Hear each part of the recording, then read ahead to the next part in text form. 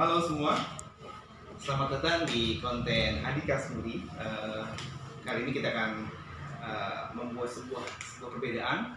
Hari ini saya sebagai narasumber, di mana saya tamu, saya akan mewawancarai Pak Kasmuri. Beliau ini pemilik akun Adi Kasmuri dan juga beliau adalah seorang guru praktisi pendidikan di sekolah-sekolah Jakarta.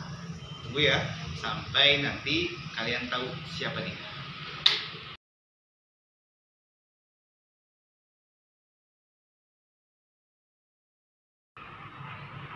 Oke, selamat datang di podcast Adi Kasmuri. Sekarang saya sedang duduk bersama di depan saya ada Bapak Kasmuri, di mana beliau adalah pemilik akun ini sebenarnya. Kita akan ngobrol banyak sama Pak Kasmuri soal yang judulnya hari ini. Apa Pak? Kira-kira menurut yang kita rencanakan tadi apa? Judulnya personal branding ya, atau mencari bibit tenaga untuk ke industri perhotelan. Betul sekali. Oh iya Bapak, sebelum kita mulai, kita harus kenalin dulu. Oh iya, oke tentunya. Assalamualaikum warahmatullahi wabarakatuh. Jumpa lagi dengan Kasmuri. Ya, biasanya saya menyampaikan, tetapi hari ini kebetulan ketemu teman ini dan saya dijadikan tamu. Ya, tentunya Kasmuri selalu konsisten menyampaikan materi tentang dunia perhotelan dan pariwisata. Ya, Pak Denis itu adalah kawan-kawan saya. Betul sekali. Beliau adalah sebenarnya mentor saya di sekolah, dan kali ini kita punya special meeting yang dimana beliau ini akan menjadi narasumber beliaunya sendiri. Dia perlu ada orang yang bertanya soal apa yang beliau lakukan, apa yang beliau ingin sampaikan ke adik-adik sebagai siswa-siswa, dan pokoknya semua orang yang harus tentang perhotelan dan perindustrian tenaga kerjaan. Oke, kita mulai aja ya. Mas Muri, ya, gimana Pak Denis? Semua orang harus tahu Bapak Kasmuri itu nama aslinya siapa, lahir di mana? Oke. Ya, sekali lagi bahwa nama saya Kasmuri dan saya punya akun yang namanya Adi Kasmuri Channel. Ya, seperti wajah saya tentunya orang berprediksi bahwa Kasmuri adalah orang Jogja. Di background orang Jogja, terus kerja di perhotelan kira-kira 27 tahun saya di dunia perhotelan. Lantas di dunia housekeeping itu 5 tahun, ya sisanya ya 22 tahun itu di dunia front office. Kemudian di samping itu juga saya pernah mengalami jiwa muda untuk mencari cuan masih. Jadi saya di samping kerja di hotel, saya juga sudah nyambi ngajar-ngajar di sekolah-sekolah Pak Denis. Itu saya dimulai kira-kira tahun 2013. Saya sudah masuk dunia sekolah-sekolah. Oke, siap. Oh ya Pak, mohon maaf sebelumnya. Boleh ya. Nggak masalah. Pak Kas ini background pendidikannya yang paling terakhir apa? Oh iya, saya satunya itu sastra sebenarnya. Sastra Inggris. Sastra Inggris. Betul ya. Ini saja untuk melengkapi. Jadi ada persyaratan dari keguruan adalah harus di dunia untuk karir di dunia hotel perlu Pak itu untuk pendidikan seperti itu. Pemirsa, ini ada yang cukup mengejutkan ya. Ternyata Pak Kas ini sama jurusan sama saya. Saya guru bahasa Inggris, mengajar di SMK yang sama seperti beliau, dengan lulusan sastra Inggris. Beliau juga punya sastra Inggris. Cuman yang berbeda adalah beliau sudah berkecimpung di dunia industri perhotelan dan pariwisata sudah lama, 20 tahun apa ya? 20 tahun. Oke, dan saya sendiri dunia pendidikan dimulai tahun 2006 Pak. Karena memang saya lulusan tahun 2004. Terus beberapa tahun saya ikut, sebenarnya panjang lah, tiba-tiba saya dipanggil, ada panggilan Pak, saya mengajar di bahasa Inggris. Nah, kita mulai langsung pada intinya Pak. Baik. Dunia pendidikan sekarang. Boleh ya. Produk apa yang bisa SMK lahirkan buat Indonesia? Oke. Nah, ini kebetulan saya diawalin orang hotel pure, saya orang hotel terus masuk ke dunia perhotelan SMK artinya. Nah, sebenarnya anak-anak SMK khususnya perhotelan ini sangat bagus sekali untuk menduduki atau melingkari dunia perhotelan.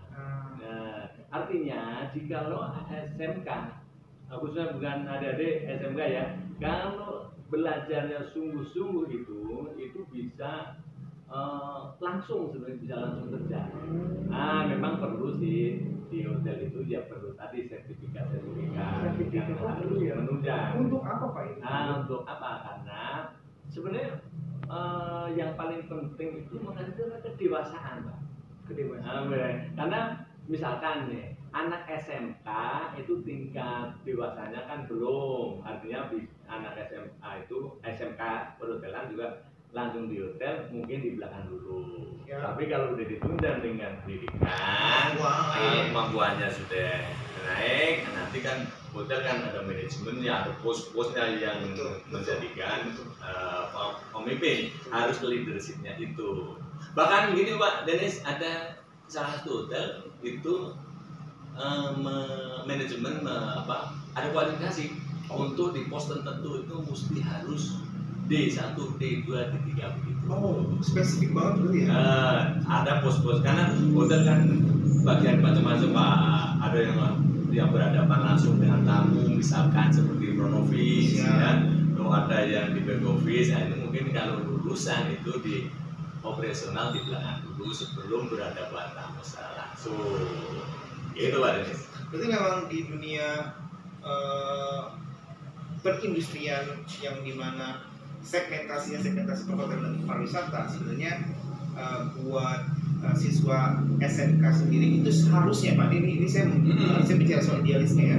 Idealnya seperti apa? Artinya apakah seorang pekerja perhotelan pariwisata itu dia tuh harus adakah poin-poin khusus harus D1 dulu, D2 dulu, D3 atau lulus SMK tuh udah bisa? Menurut Bapak seperti apa? Iya.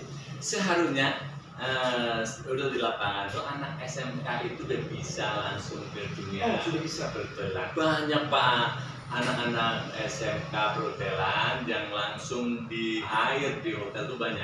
Cuman ya itu tadi Pak, ada bagian-bagian yang mesti disesuaikan. Itu misalkan kan taruhlah di pabrik karya atau di dishwasher dan lain sebagainya, itu kan dia nggak berhadapan langsung dan tingkat kedewasaan itu powernya yang dibutuhkan. Nah kemudian kalau yang sudah berhadapan langsung dan sudah punya teori khusus untuk menyelesaikan tugasnya sesuai dengan porsinya Pak. At least siswa ini sudah pondasinya sudah betul. Kalau secara operasional, bagaimana tidak Pak, anak SMK itu di sekolah SMK itu labnya sudah komplit Pak. Lab mulai laundry, kita punya kitchen, kita punya resto, kita punya front office, memang itu diperlukan. Kalau secara ini sudah siap itu. Hanya secara mentality itu yang siap harus dibangun Pak. Luar biasa sekali Pak Kasih bisa menjelaskannya. Pak, ini ada hal yang cukup signifikan menurut saya ya. Saya kan memang mengajar di SMK juga. Kebetulan saya juga beberapa kali menangani siswa-siswa khusus. Artinya siswa-siswa yang armornya ditambah, senjatanya ditambah buat mereka pergi ke perindustrian. Gini Pak, hal apa yang mesti benar-benar siswa itu mampu dan siap secara fundamental, artinya mereka tuh harus menguasain hal-hal apa menurut Bapak untuk nanti lulusnya tuh ini anak udah siap tinggal diambil aja, tinggal dipakai. Oke, bagus Pak, ini luar biasa Pak Dennis ini. Nah satu hal Pak, setiap lulus atau mau lulus anak SMA itu ada uji kompetensi Pak. Pasti itu ada namanya uji sertifikasi kompetensi Pak. Jadi anak itu kalau sudah mendapatkan sertifikat kompeten ya itu dari BNSP Pak yang mengeluarkan. Nah sebenarnya kalau dinyatakan kompeten itu sudah siap, karena kompeten itu sendiri artinya adalah orang yang bisa menyelesaikan tugasnya sesuai atau berdasarkan dengan pengalaman, pendidikan, attitude coba Pak. Attitude. Iya, jadi memang anak SMA itu dikemas secara groomingnya, knowledge-nya, pendidikannya memang dipelajari dari nol sampai akhir ya. Terus attitude-nya ya tidak hanya bisa bekerja tapi attitude. Memang orang hotel itu butuh etika Pak, karena yang dihadapi iya, jadi yang dihadapi itu kan manusia Pak, ya tamu dari mancanegara. Artinya memang hotel itu diibaratkan negara kecilnya suatu negara itu hotel. Karena ada general manager dan ada para menterinya itu head department. Jadi memang yang dihadapi orang-orang mancanegara. Gitu. Jadi secara kompeten dan punya attitude yang baik itu insya Allah itu bisa diterima Pak. Luar biasa di perhotelan. Kalau anak itu mudah-mudahan anak-anak kita nanti bisa belajar semaksimal Pak. Pemirsa, kalian kalau saja jeli, beliau beberapa kali menyebutkan kata ini. Saya jadi penasaran. Pak Kas tadi bilang soal attitude. Kenapa attitude Pak? Why? Oh iya, oke, bagus sekali ya. Karena gini Pak, jangankan di luar negeri, di dalam negeri aja kita mesti harus belajar kultur ya, budaya ya. Karena anak perhotelan itu harus mampu bekerja sama. Satu, kalau di dalam itu sendiri bekerja sama dengan orang yang lain, budayanya berbeda Pak. Karena di suatu hotel diterima ada yang dari timur, ada Jawa Barat, Jawa Tengah, Medan, semua bahkan ada mereka yang dari asing, ekspatriat. Sehingga ada di sana itu komunikasi Pak, ada vertikal komunikasi, horizontal komunikasi. Jadi memang kalau vertikal komunikasi itu garis komando Pak. Jadi kalau udah bos mengatakan instruksi vertikal, nah kita udah gitu. Yang satu lagi, guest is the king. Iya. Jadi tamu adalah raja. Karena di mana banyak tamunya, kantongnya karyawan akan tinggi. Tapi kalau tamunya sedikit, kantong karyawannya sedikit. Ya karena penggajian di hotel itu ada dua, yaitu gaji pokok dan gaji dari pajak pelayanan itu. Jadi tamu hotel itu datang bayar itu sudah termasuk tax and service, jadi pajak pemerintah dan ada pajak pelayanannya. Makanya sesuai semua digembleng habis bayar supaya kita bisa menservis atau melayani tamu yang semaksimal mungkin Pak Denny. Luar biasa penjelasan dari Pak Kas ini. Pak, satu lagi, ini yang terakhir tanya dari saya di podcast yang luar biasa ini. Bagaimana cara menilai produk dari SMK, artinya siswanya itu sudah siap atau belum? Ya. Nah, cara penilaian itu makanya di akhir tahun tadi seperti saya sebutkan itu dinilai habis Pak itu oleh asesor. Bentuknya gimana Pak itu? Bentuknya itu diuji sesuai uji tulisnya itu nalis tadi. Oke. Terus dari segi personal grooming attitude ya, terus observasi demonstrasinya Pak diuji doang. Jadi kalau anak itu ngambil jurusan FB produk, seperti apa dia memainkan peralatan, mengetahui menu dan lain sebagainya, bagaimana menyusun makanannya. Nah orang front office misalkan bagaimana melayani menerima tamu yang baik, langkahnya diterapkan sesuai ya, bagaimana menangani pembayaran dan lain sebagainya. Lantas kalau untuk di housekeeping ya bagaimana prepare kamar tamu yang baik, yang sesuai dengan aturan hotel, bagaimana ngedesain, karena orang housekeeping kan seni Pak, seni mendekorasi room supaya tamunya itu boleh datang puas, belum apa-apa enak duluan. Oke, luar biasa sekali.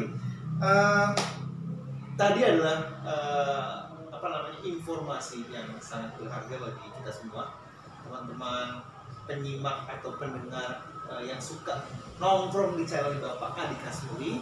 Semoga sebentar, saya tuh lupa loh. Pak Kas, Pak Kas ini asesor ya? Oh ya saya. Asesor mana, sekolah mana Pak? Ini luar biasa loh, nggak sembarangan kita punya narasumber dan beliau ini adalah berdedikasi tinggi. Coba Pak cerita Pak asesor. Oh iya, Pak. Alhamdulillah Pak Denis. Jadi saya itu dulu juga ikut di samping training dari hotel ke hotel Ya mulai dari frontline asosiasi, terus signing staff dari hotel, ya terus training of the trainer segala macam. Lantas metodologi asesor ya, metodologi juga pernah. Lantas jadi asesor kompetensi, uji kompetensi SMK itu saya dari tahun 2017 Pak. Alhamdulillah Pak, saya mengikuti supaya saya ingin tahu perkembangan anak-anak yang didik kita SMK khususnya perhotelan dan pariwisata. Pak Kasmuri, menutup dong bagaimana kira-kira dari Bapak untuk memberikan pesan kepada pengikut Bapak, penyimak Bapak, mudah-mudahan setelah ini akan booming ya dunia pendidikan kita. Semoga membantu. Pesan Bapak pada siswa kelas 11 dan kelas 12 khususnya di seluruh SMK di dunia atau di Indonesia. Oke, baik. Saya coba pada ya.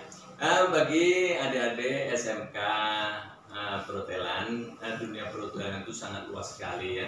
Hotel juga jangan selalu ke hotel karena lulus SMA banyak sekali, maka liriklah sekarang trennya adalah perkapalan. Nah di samping itu Pak Deni, jadi kalau orang sudah mempelajari dunia perhotelan ya itu penerapannya tidak hanya di hotel saja. Ya beliau pelajari, kalau udah mempelajari bagaimana melihat tamu itu di seluruh instansi itu perlu. Anak yang punya public speaking bagus, ya di bank itu juga sial itu perlu ya, terus pramugari ya, pramugari di kereta itu saya lihat tuh kalau announcer itu di SMP diajarin itu bagaimana menginformasikan produk-produk hotel ya atau hotel fashion kepada tamu, itu sudah merupakan pelajaran yang luar biasa. Makanya pesan dari wali murid semuanya kalau memilih dunia perhotelan SMK tidak salah karena penerapannya tidak hanya di hotel saja, jadi hampir semua ini bisa dicakup. Karena ada juga materi matematik dan lain sebagainya. Simpan itu ada. Simpan dulu Pak. Oke, teman-teman, sepertinya kita cukupkan dulu buat hari ini. Nanti di part berikutnya tetap bersama narasumber saya, yaitu di mana tuan rumah sendiri. Kita akan bahas soal yang lain lagi lebih penting dan lebih vital di dunia pendidikan, khususnya buat persiapan para siswa SMK menuju dunia perindustrian. Terima kasih banyak, semoga harinya menyenangkan. Assalamualaikum. Assalamualaikum warahmatullahi wabarakatuh.